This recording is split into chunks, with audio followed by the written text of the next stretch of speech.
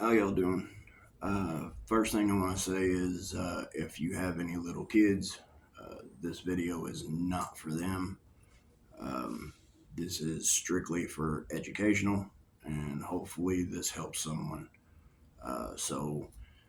In this video, I'm going to be getting into kind of the meat and taters of my past and the past of something called pharmacogenomics. I think I'm pronouncing that right. I don't speak medical, so look it up, research it. It's pharmacogenetics, genomics. Now, if you do enjoy this video, please hit the like, subscribe, um, leave me a comment if you have questions about stuff from my past that I don't discuss on this, anything like that. Um, let's see here. So I know in my first video, I just kind of, announced myself on the scene here. I'm new at this. I don't do technology, so all of my stuff is kind of old school. So I'm just here to tell my story, and this is for me. So if it helps y'all, great. Um, so let's see here. I just want y'all to see my passion about this topic.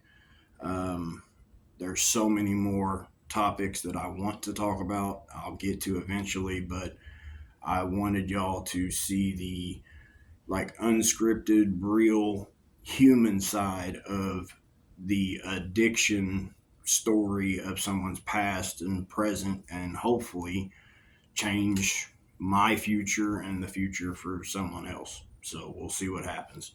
Um, I'm trying to stay on point here, so we'll see. Um, we're going to start with some backstory facts about the pharmacogenomics, is what it was called first. So, in the beginnings of it, it can actually be tracked back to like BC times and stuff, but I'm not going back that far. Okay, it's not that deep. But for this, we're gonna hit. So this started back for the 1950s. That was about when it was established that genetic factors play a big role in how people respond to medications. Okay, so the term pharmacogenomics was coined in 1959, and the first textbook on the subject of genetics and stuff like that was published in 1962. Then the term pharmacogenetics was used in 1997 ish, and it is now kind of interchangeable. So when you say genetics, genomics, it's kind of the same thing. Um, there was a project that was started in 2000. So this study right here is very important to my past and the story. So it was called the Human Genome Project, and its results, it started in 2000. The results were published in 2003, and it was actually a large celebration targeted at understanding the effects that the human genome can have in psychological functions, especially when responding to pharmaceuticals. So basically, in layman's terms, is every single person is made up of a different code, and how your code is put together when you get a genetics test. The doctor looks at that, looks at the medication, and goes, "Oh, that medication works really good with your genetics. Let's try that." Sometimes it works, and sometimes you get some side effects to it, like I did. So now that's some basic stuff, okay, of how the genetics thing came to play. So in the beginning, it was new, and a lot of the stuff. So a lot of the stuff from my past, like my pre time, I call it my pre time, I guess. Um, it was kind of hard for them back then, so you'll get it. So okay, let's do the time warp again. Okay, do do do do do do do do. This is gonna be interesting. So December 1981, Mr. Potato Head, my big ass, was born. And I do have a picture. I'll get it, figure out how to get it on here to show you guys. So, picture right there of my ugly butt being born. Um, I really only came into this world with half the equation. And the reason I say that is my real donor, or my real biological dad, took off right after he found out. So right off the bat, off the get go, I get one half. So I know my mom's side, I know my mom's history, I know my family's history on my mom's side, but I kind of got, I don't care that he took off, but I would at least like to know the medical side of his family so I can figure out, what I have to worry about. So it was cool though, because, me and mom got through it, family and all that. It was all good. Um, we lived here in Evansville, sorry, my family moved down from Kenosha, Wisconsin, and we lived in Poseyville, Indiana, for like, I think I was like two, three, something like that. And then we moved into Evansville because my grandfather worked for Sigico. And so we got a little place here and blah, blah, blah. And so then everything was cool here when I was a kid. Everything normal, schooling, all that stuff, everything was fine until I hit the age of 9. Okay, so for me, my life took a big turn. 1991, that's the year I got hit with two life changing events. Okay, and that's where my medical history, as far as like my medical history in getting the taste of medications. Okay, so you have to understand what I'm saying by taste. When you take a young person, age 9, and you dip them into the medical field of mental and all that depression and anxiety and all that stuff, and back then in 91, the genetics thing was still out there. So it was normal. It was a guessing thing. It was like, well, we'll try this and try that. So the first one that happened, I really don't want to get too deep into. Okay. But what I will say is the summer of 91, I was abused. And as Forrest Gump would say, that's all I got to say about that. So right here is, where my young brain first got its taste of antidepressants, the benzos like Xanax and Klonopin and all that stuff. Um, and then I got my first set of what I consider, back then for a kid, that's a white coat. That's a doctor. Okay, so when I say white coats, that's what I'm talking about. You have doctors, which for me, a doctor is old school, human interaction, one on one. They get to know that person, they know you, like, primary doctors and stuff like that. That was the old way things are done. Well, ever since COVID, that changed things, and we've gotten on this virtual kick, which is cool on one hand, but then not as far as the human interaction thing. But we'll get into that. So let's see here.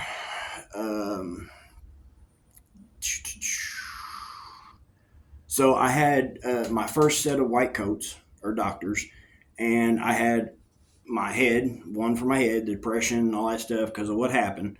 And then I had one for my feelings that I could talk to. And I'm still trying to figure that one out. 9 years old, how am I supposed to explain to an adult what just, yeah. So here we go. So, and this is where something else started happening too. And this is the part that I want someone to listen and hopefully catch, because this still hasn't been figured out. And it still happens to this day. Um, I was the age of 9. Okay. My grandparents moved from Evansville. My grandpa retired and they moved to Petersburg. Okay. So they had a big country property, lots of area to mow, woods, all that stuff. I'll get into that. Anyways, um, I was about 9 and this thing started happening. And it was about the same time that the other thing started happening or happened. And so I'm trying to explain this to a doctor, okay, the first team. So I'm sitting here and I'm 9. I'm trying to figure this out and to put it into words, what was going on in my brain. And that's when it hit me, because I love freaking movies. I love movies, okay, always have. Books, not so much. I'm not a reader, but movies, oh my God, love movies. So being 9, trying to explain to a doctor what's going on in my head.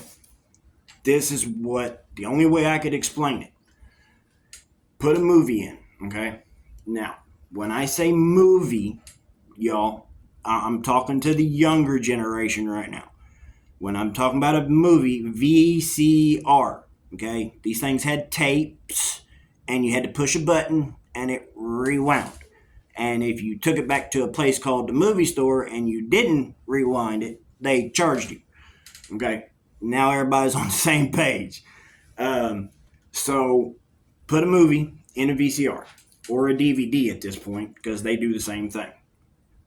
Now push fast forward and try to keep up with the movie and everything else that's going on. So if I'm at home and I've got kids and that's going on, dogs barking or whatever, and we're watching a movie and all of a sudden everything goes into fast forward. That is the only way I can explain it. Everything goes into fast forward. And it was explained to me as when I was a kid, younger. I don't know I don't understand it. Nobody's actually explained it to me now, so here we go. It was explained to me as a kid as pseudo seizures or severe anxiety attacks. Okay, which small ones I have where it speeds up, I can usually be talked out of because I feel them. I feel it happen. Everything goes into fast forward, and I try to rein it back in, and I yell for my wife or my kids, hey, somebody come here, talk to me. Get me to focus on one thing. That way all this other information goes away and I can calm down. But there are the other ones, the really bad ones. I've had some really bad ones that have put me in the hospital. Let's see here. So severe anxiety attacks, which, the small ones, blah, blah, blah. So the bad ones, though, my brain will reach a limit and basically shut off, if that makes any sense. It's kind of like a defense mechanism, I guess. And so when my brain shuts off, and this has happened many a times, I have gaps in time where I don't remember. I don't remember what happened, who I talked to, who I was with, where I was, none of it. Like, it was like time just stopped. I didn't exist. I wasn't there. My body was on autopilot. And I'll give you a prime example of when that happened, and it was the worst one I've ever had. And the worst one I ever had happened in my 20s after the tornado. And you'll understand why it happened. So for the answer from every white coat or doctor that I've seen since the age of 9 has been antidepressants, benzos, um, stuff like that. That was just for the mental side at this point. Okay. So everything up until this point has been normal kid. I had scrapes, boo boos, all that stuff, being a kid, being a boy, bikes, all that stuff. And then, coming around and growing up and having the antidepressants and benzos being the first thing introduced, there is, yeah. So from 91 till about the fall of 2000, so the whole genetics thing is kind of new. All the doctors from back in the day, I really don't have any hard feelings towards, because I mean they were doing the best with what they had. I mean it was what it was. It was what was available back then. But I do feel that around this time in the 2000s is when we're going to get into some things here where I wish, for me, I would have known about genetics. I wish somebody would have told me, hey, did you know about this thing? And, could possibly, you could be, I wish I would have known, because this method that they were doing, this basically just try it method, try it and see if it works. And if it worked, great. And then they would up it and blah, blah, blah, blah, blah. So, pardon me. Um, but that method just wasn't working. So, like I said, from 91 to 2000, I saw quite a few doctors. From like, being a kid to teenager to, I've seen a lot of doctors. And this is where I learned what side effects are. Okay, and holy shit, there's a lot of them.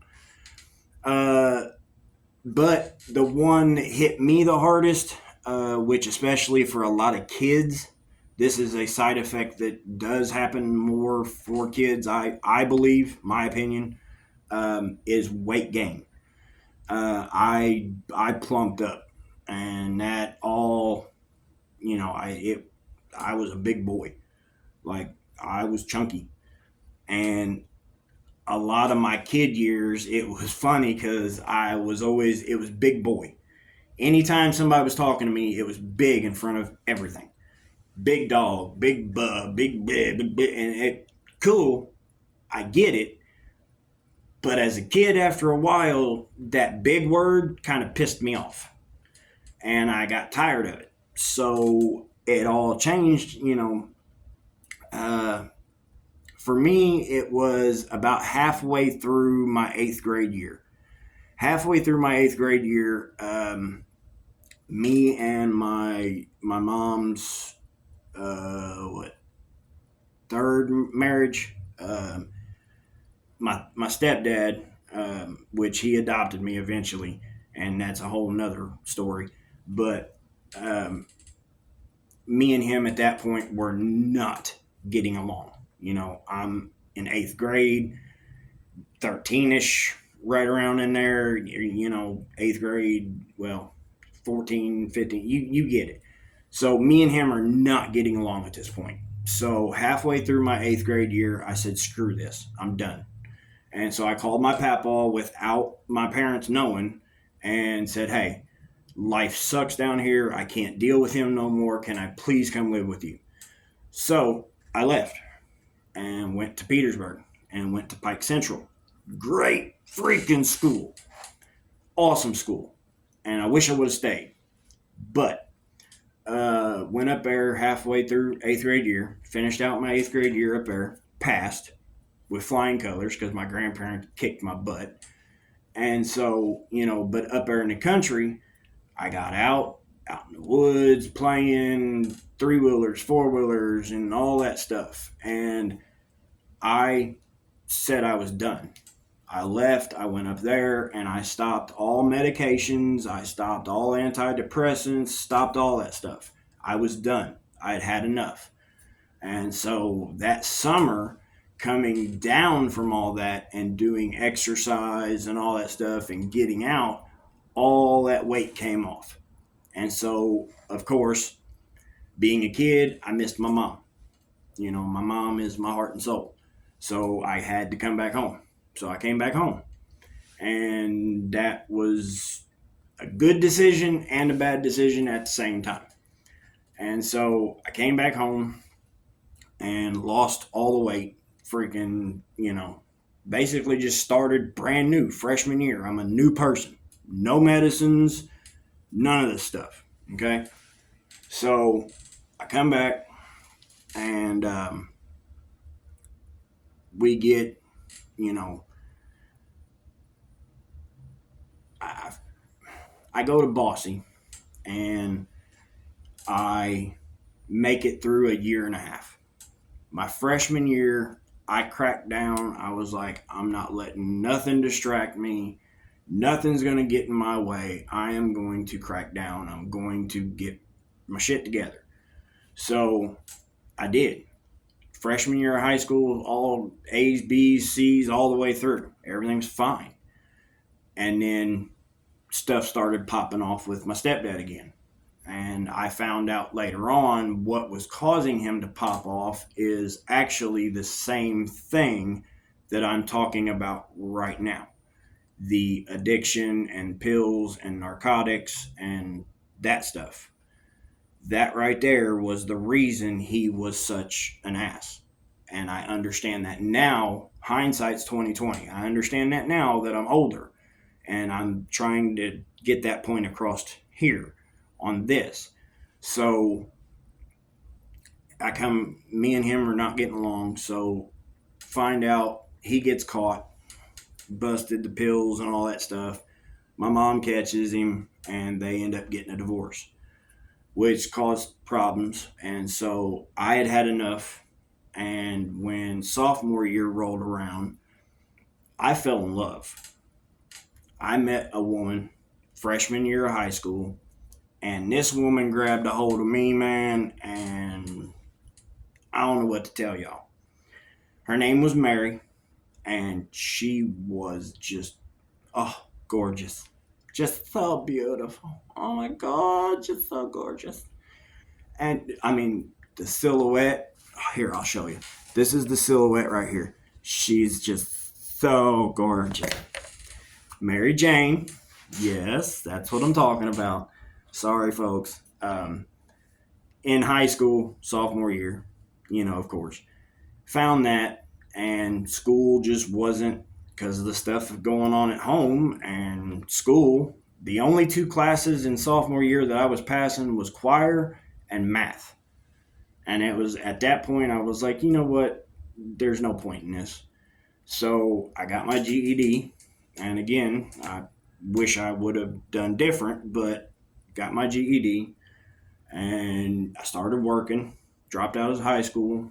My mom got divorced. I started helping her, had a little sister, had to make sure she was taken care of while mom's working and I'm working. We did it as a team. That's what we're supposed to do. We're blood. We're supposed to take care of each other. Now, I get all that. Okay, so freshman year out, all that's done. Get through. Of course, teenage years, great. You have, stuff you try, all that fun stuff, great. Now,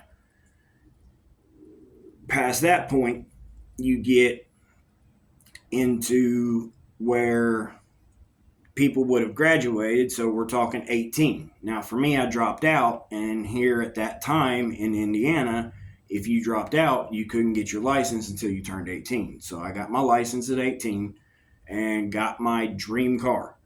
My dream car was a 1995 Pontiac Firebird, and there was two purple ones in this town, and I had one of them. It was my next door neighbor's, and he bought it brand new, and I told him when I turned 18 I was going to buy it from him. He didn't believe me, but I got it. But it lasted it was a 30-day dream. I got the vehicle, great, beautiful stereo. He was a head installer at Dr. Dashboard, great guy, one of my best friends, helped me through a lot as a kid. Jason Clem, he was a great person, okay? And so it was, my dream car. And I drove it I had just put plates on this thing. And this is where the first introduction to my young, and I say young because 18 is still a kid. These in this day, I'm telling you, is still a kid. There you have no life experience at 18, and that's where the first kick of narcotics came into play. My first car accident. Okay, and this car accident, I'm gonna tell you, and this is my side. Okay, so you're only getting one side of the story, and so I'm gonna tell you the truth, though. Okay, this car accident was deemed a no fault, which means I said this thing, he said that thing, and nobody had witnesses, so they said, well, we can't figure it out. You pay for your stuff, you pay for your stuff, everybody have a good day. Now, this is what happened. Okay, so going like this. Okay, so I'm driving east and west, and I'm going to make a left and go south. Okay, I'm in the turn lane. The light goes from green to yellow, and I watch it switch to red, and that's when I make my left. But that's also when I hear something rev. And you know how people say in car wrecks everything slows down. That is for real, okay? Because it's happened to me many times. So everything freaking slows down. There is an SUV, which I find out later is what is that? Expedition. Thank you, Chevy Expedition, brand spanking new. Still got temp tags on this freaking big ass Ford or Chevy Expedition, whatever it is, okay? And then next to him coming at me is a truck, and it's coming at me, okay? Now, the light switched to red, and I turn.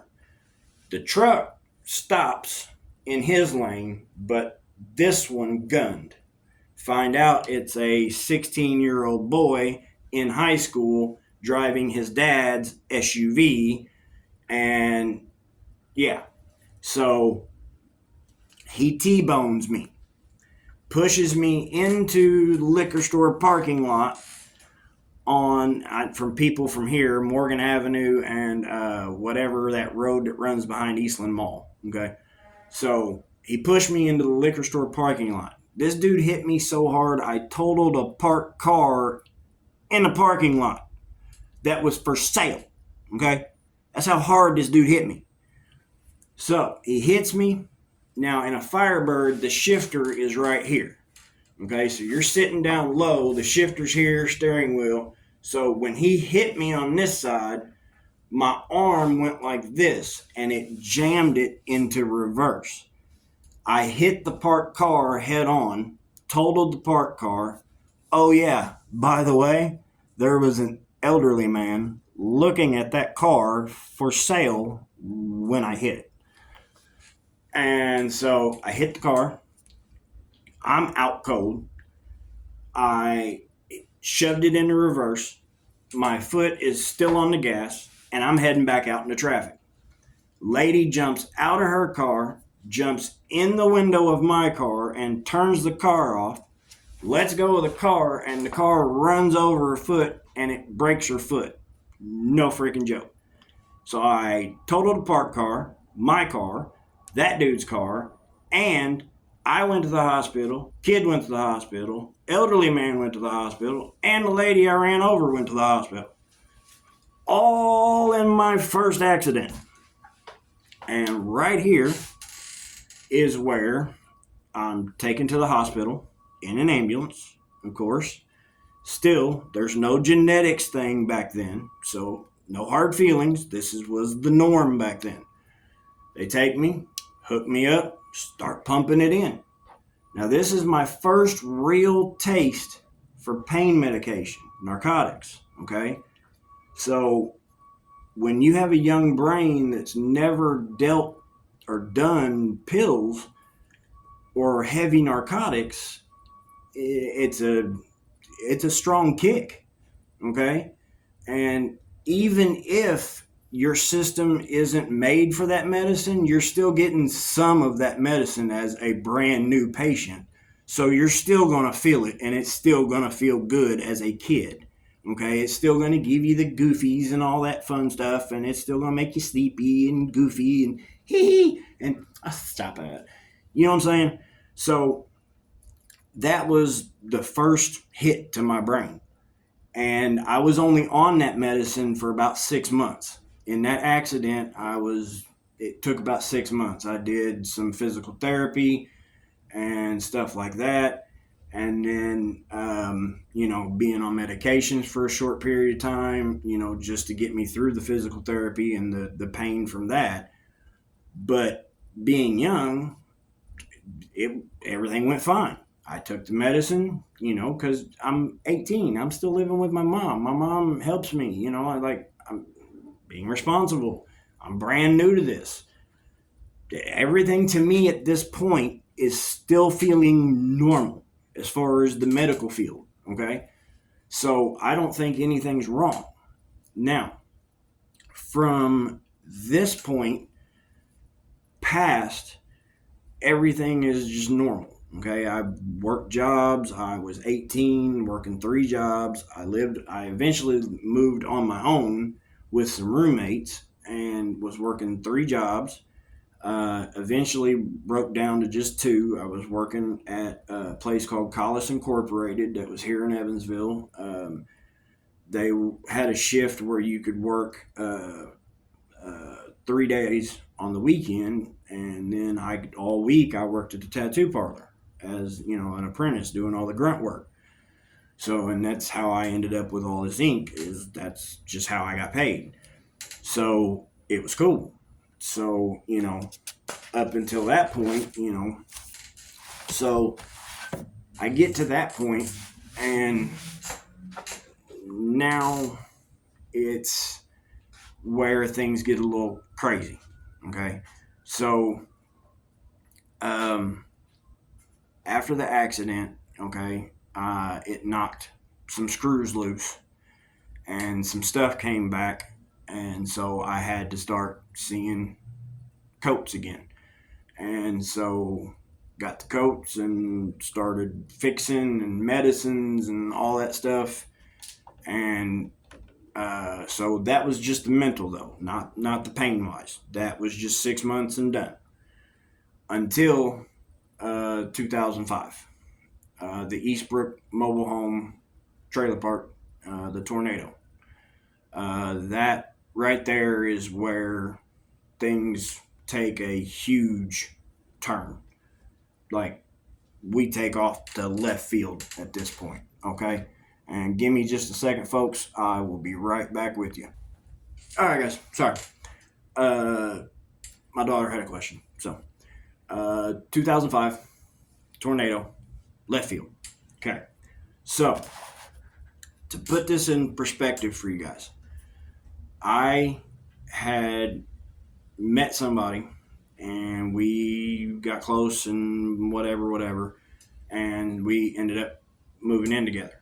Okay. Now, the place was hers, but I hadn't been put on anything yet. Okay. I talked to the dude of the trailer park and I got to move in, and yeah, I didn't get a chance to do anything. Changed my address, nothing. Moved in the weekend, I think it was the week before we got hit. Okay. So all of my stuff is in the shed. All of my collectibles and all that stuff and knickknacks and stuff. The only thing that was in the house was like pieces of furniture and stuff like that. And then, of course, the vehicles out front. So it was, you got the trailer, okay? And if anybody's familiar with out there, the Eastbrook Mobile Home Park, where the lake is, okay? If you come in the back way and come all the way down where the lake is, I lived right there where you would go to the lake the opposite way. Okay, so I'm right here. Now, picture that in your mind, right there. And you can look this up on Google, Evansville, Indiana, Eastbrook Mobile Home Park. You can look it up and see where the road is in case you're not from here to see how far I actually flew without wings, which is really freaking weird. So I'm there now on this night. Okay, in November, it was November 6th of 2005. I think that's right. November 5th, 6th, 5th, yeah, somewhere in there. Okay. Anyways, a lot of years. So that night it was freaking warm. Okay, really warm. So I figured we were going to get some storms, like thunderstorms or something like that, because it was in the freaking 70s. Like, it was nice. Outside, windows open, freaking in November. And so it's nice. So I go outside, and this is like, I think it was like close to 11:30, I guess, something like that. 11:30, I guess. I come outside to the truck, and I've got a lowered S10. And so I get my cigarettes and I smoke a cigarette out on the porch. I go back in the house and I fall asleep on the couch. Now, in the trailer, it's a 3-bedroom trailer. There's 2 on this end, 1 on that end. You got the living room, kitchen. So I'm in the living room. My roommate over here is in one of those hammocks, those personal hammocks over here with her dog. And I'm on the couch watching a movie. The movie I'm watching is Vin Diesel, The Pacifier, and I can't watch that movie to this day because of that. So, laying on the couch, I fall asleep. I wake up laying next to I-69. Okay? You know where I-69 comes around and you can see the trailer park down there and the cornfield and all that? And the chain link fence that keeps you from going into the cornfield, I was laying right by that chain link fence when I woke up. Okay? And I woke up and I still have the PTSD, the nightmares, the visions, all that stuff is still in my head to this day. Every time I hear the T word, you can ask my family, I freak out because I don't want to do that again. I done checked that one off my list. I'm good. So I land and wake up. I freaking freak out because back then, in my early 20s, I drank, but I wasn't that damn drunk to wake up in the cornfield. So I get back over to where the trailer was supposed to be. And I end up, at this point, find my roommate. She's come around. She's holding one of her dogs in her arms, and she's all freaking cut up down one side. And that's because that ditch that runs down the main road there had just been rocked with those big boulder, white, beautiful looking rocks. Yeah, the pointy ones. Yeah, she landed in that. So she was all cut down one side. All of my injuries were mainly internal. All of hers were mainly external. Because she actually woke up right before it hit. So I don't know how, but my truck keys are still in my pocket from flying. So my truck's totaled, her car's totaled, windows blown out. I don't care. Got to get us out of here. There's people screaming. There's just stuff going off everywhere. So, sorry, there's somebody starting a car in the background. So I get her, we get in the truck, it starts. How the hell this thing starts, I don't know. Now, this S10 is lowered 6 inches in the front, 5 inches in the back. How I made it through the debris to the front of the trailer park to get us the heck out of there, I still don't know. So, now here's the thing. I don't remember anything. I remember before. I don't remember anything. Nothing until I hit the when I get to the ambulance. Okay. So once I get up there and we hit the ambulance, that's where I check out. I don't remember anything after that point. Don't remember anything that was said at the hospital, done at the hospital. Don't have a clue. So, but what I was told after the fact is that whenever I landed in the sitting position. And when I sitting position, legs straight out in front, sitting, and I folded forward. So basically, my mouth kissed my kneecaps. Okay? So Mother Nature basically just kneecapped my ass. So, which is why these, even though they're fake, that's why I have these. So I get to the front, get to the hospital, all that stuff, and my body is so beat that they can't find anything because the swelling's so bad. They can't see anything on the scans and stuff, so they think I just made it through with some freaking corn rash. Okay, cool. So they send me home. Medicine, bumps, bruises, whatever. Okay. Well, something wasn't right. So 3 days later, I end up going back to the hospital because I'm peeing red. Like pure red. Not, it's got a red tint to it. No, it's, this ain't right. Come to find out, I had actually lacerated my liver and was bleeding internally for like 3 days doing whatever, trying to get my life back on track. And of course, they freaked, throw me on a gurney, admit me in. They're like, nope, not going nowhere. So we get through that whole mess, and that's where this changes. That's where we go into, I meet my first pain management specialist, my first neurosurgeon. Like, this is where my white coat team now has exploded. I've got people coming out of the woodwork. And, when you get hit by a tornado and you're 24 years old and you're not prepared, shit starts adding up quick. And I'm talking close to around $1 million of medical bills that quick. So, life catches up quick. So anyways, I see my first dude, my surgeon. He tells me blah, blah, blah. And because of the stories that I've heard of people's back surgeries and this, that, and the other, I told him I'm not doing surgery until that is my absolute last resort. No surgery, period. So that's where we start with the narcotics. We're going to start with the pain medicines. Okay, here we go. And of course, it's Norco 5s, and then nope, this ain't working. Bump it up, Norco 7.5s. 4 times a day, 3 times a day, 4 times a day.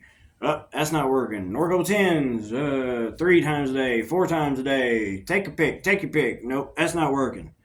Then we go, hey, okay, we're going to go with perk 7.5s. Here you go. Coming out. That's not working. Perk 10s. Oh, take them. Oh, yeah, 4, yeah, okay, here. Then they switched and they went to the Oxy without any Tylenol in it. And it was, here, take it, yeah. And nobody was listening. I kept saying the same thing over and over. At this point, my brain has now gotten the taste, okay? So it's already starting that craving thing, So, but the problem is, because this is how it was explained to me, okay?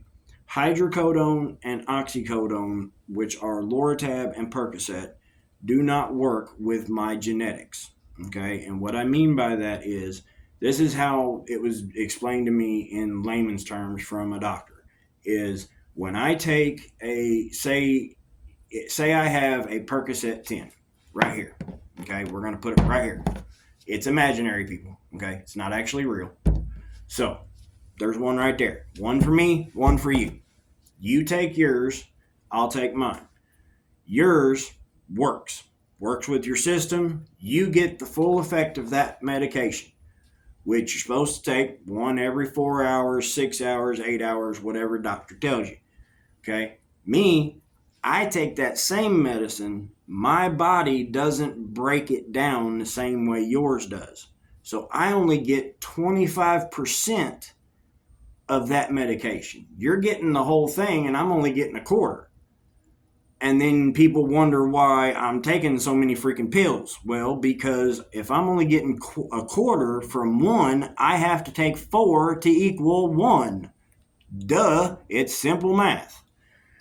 And when someone's telling you over and over, this isn't working, I'm taking, and it's not, if I can take 4 of these and not last 4 hours, something's not right. And when I tell someone that, hey, I can take 2 or 3 of these at a time and it's not doing nothing. I'm like, what? But back then, things were different. Okay. If you were in a corporate setting, was explained to me now. Okay. I've been told this by doctors. When you work in a corporate setting and you work for someone else, you're running off what they say. They have a standard of care of what they can do and what they can't do. And you have to have a certain ailment to have a higher medication. That's not how this works. Just because my arm is broke and the ER hands out Loratab, that's not how that works. You guys out there have to hold these doctors accountable, and you have to say, wait, check my genetics thing, because these medicines don't work for me. You got to give me something different. Okay, you have to remind some of these people because they see so many patients a day, especially in the ER. They see so many a day, they don't really catch a lot. Okay, so, but for me, I get irritated because when you tell these doctors over and over and over for 18 years now, guys, it took 16 years for me to finally find a doctor that checked my genetics. 16 years. 16 years of saying the same thing over and over and over and over and over. It made no sense. Okay. So with the tornado now, that's how this all got started, where I really got in. Okay. Now, fast forward a little bit. Now, like I told y'all in the first video, the first 5 years, I did everything like I was supposed to. Took the medicine as directed, all that stuff. Pardon me a second. Okay. Now, I still have the pains and stuff. It's still there. Like, it never goes away. What was I saying? Yeah. Yeah. Yeah, that's right. 16 years. Okay. So, 16 years of saying the same thing. This ain't working. And every time I kept being told by the corporate medical people, okay, the ones with their hands tied, these are the people I'm irritated about because they're the ones that need to be standing up for their patients saying, no, we need to be able to do what we think is best, not what you corporate people think is best. Corporate doesn't mean crap to me. I'm the patient. You better take care of me. So, the standard care is not standard anymore. Genetics is each person, okay, is genetic code. You're made up of a genetic code, and certain medications will give you side effects, and other ones will give you this, and other ones work for your system, and other ones don't. So 16 years of this crap, man, and the tornado, then fast forward a little bit, and that's when the addiction kicked in, guys. I'm not going to sit here and bullshit nobody. It was for real. It is for real. It's like when I'm telling you and I'm reaching out, yelling for help, I've told y'all, I gave it 5 years. Now I'm going to fix it myself. And back then, we're talking 5 years from '05. So now we're talking 2010, guys. The stuff was published in 2003 from the Human Genome Study. So you can't keep giving me this doctors are human and doctors are this and blah, blah, blah. No, we have got to start holding doctors to a higher standard. Okay? There is, no. We hold policemen to a higher standard, firemen, all these people, teachers, and all these people to a high. You chose that job. Okay? So we have to hold them to a higher standard. If we're going to get the care that we need for us, quit letting, no, look yourself, because I made that mistake and didn't look. But these people that are smarter than me didn't look either. So you play the blame game. So it's, for me in my past and the addiction, 5 years I waited. And back then it was 2010, man. It was easy to get medicine. It was easy and cheap. And it was like, if you're not going to listen, I'm going to fix it. And back then, the only way I knew to fix it was to take more, because that's just how it worked. If 3 doesn't do it, then let's try this. Well, the problem with that is eventually you're pumping so much in that your body can't, you're just gone. And I'm here to tell you, right, I'm sorry. From the bottom of my heart, I'm telling y'all right here, I'm a different person than I was back then. So anyone that has been in my life at any point, if I said something, did something, I'm sorry. Okay? Because when you're on medications, you don't care about, narcotics and the addiction part, you don't care about nothing else. Okay? You just want the pain to stop. That's it. Okay? And when I mean pain is, let me take a hot screwdriver and stick it in your back and use it as a joystick and just leave it there. Like, and you get to go walk around now. Go walk around, go to work, go do your thing, go do your life, but you got that stuck in there and figure out how to do stuff. That's what it feels like, okay? Then to make it worse, the tingles and everything else. So it's just, yeah. So we've gotta get some things fixed here, guys. We got to start holding them accountable. And with the addiction side of it, I took so much, man. I'm sorry. It was crazy. Like, that was nuts. And then when I went, but see, here's the crazy thing, because when I went to rehab, that's when everything changed. That's when I finally got the knowledge that I needed of what was actually going on. Okay?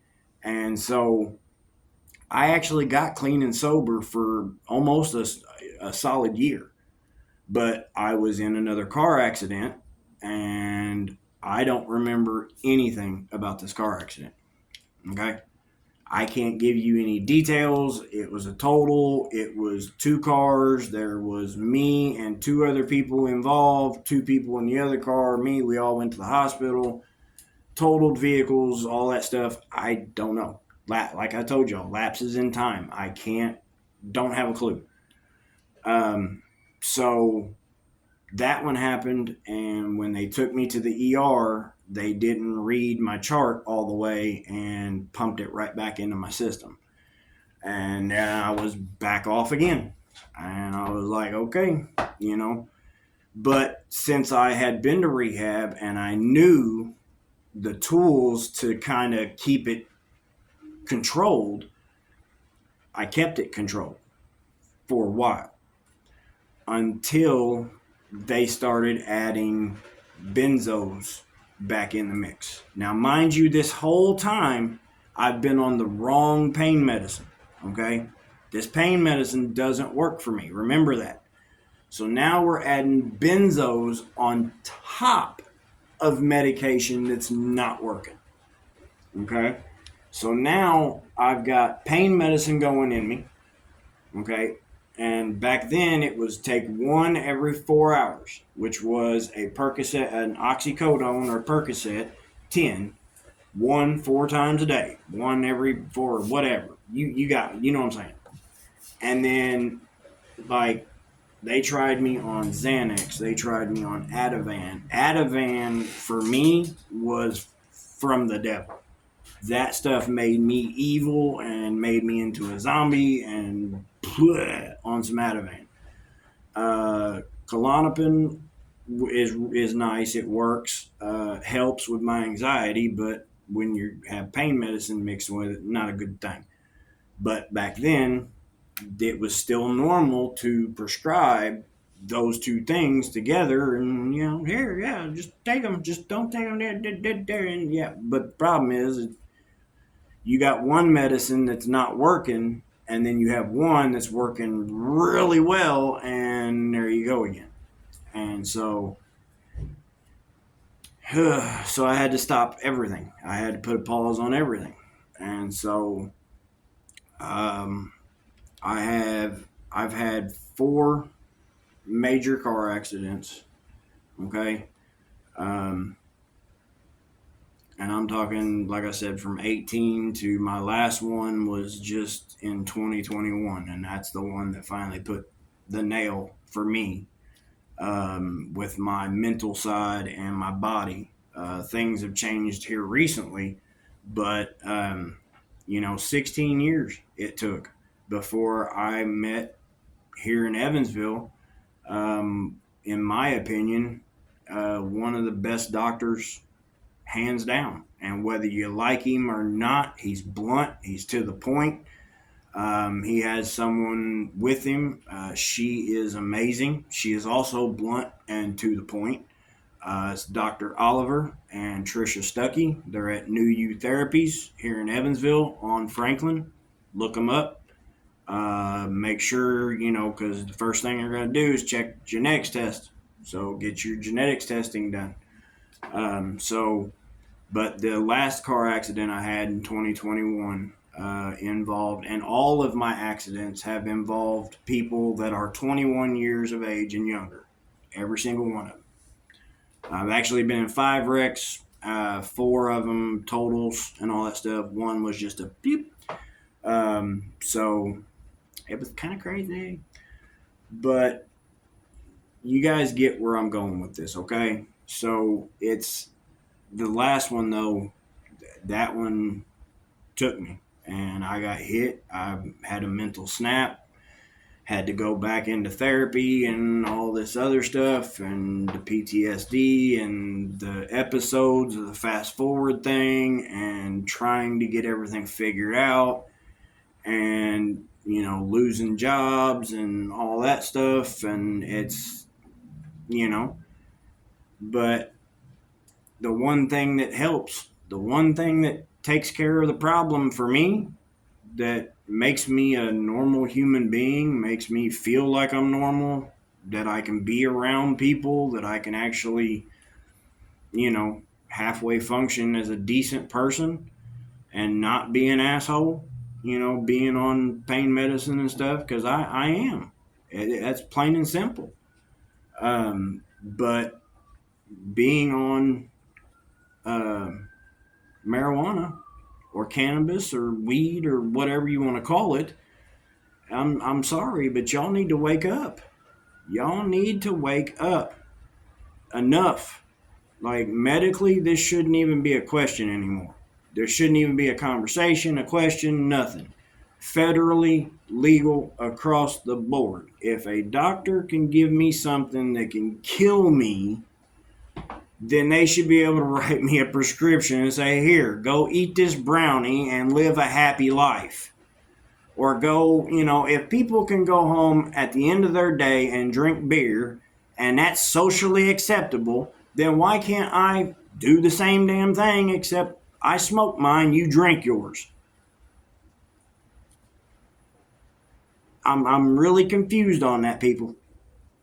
Because this one plant fixes my mental, my physical, my pain, my PTSD. It keeps everything under control, so that I can be me, the old goofy, haha, stop it, that type.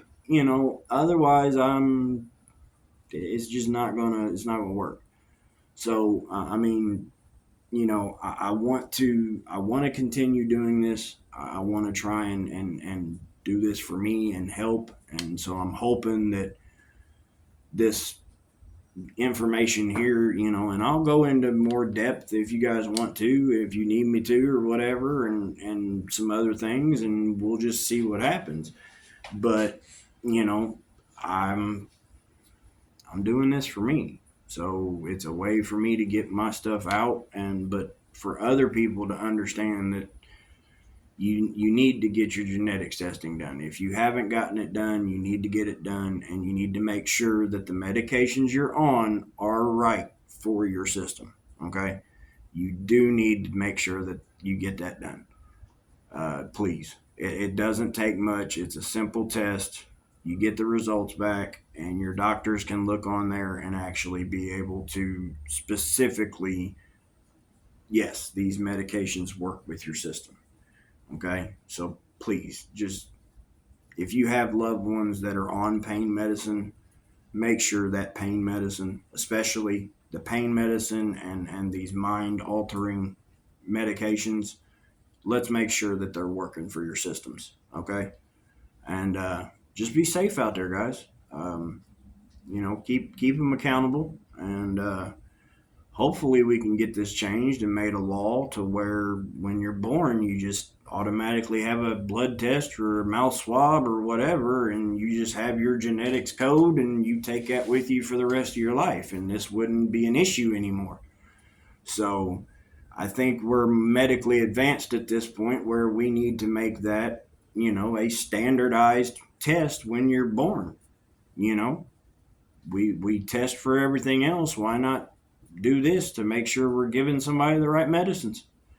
So I thank you guys for your time listening. And if, like I said, if you like this stuff, hit me up. Let me know. Thank you. Y'all have a great day.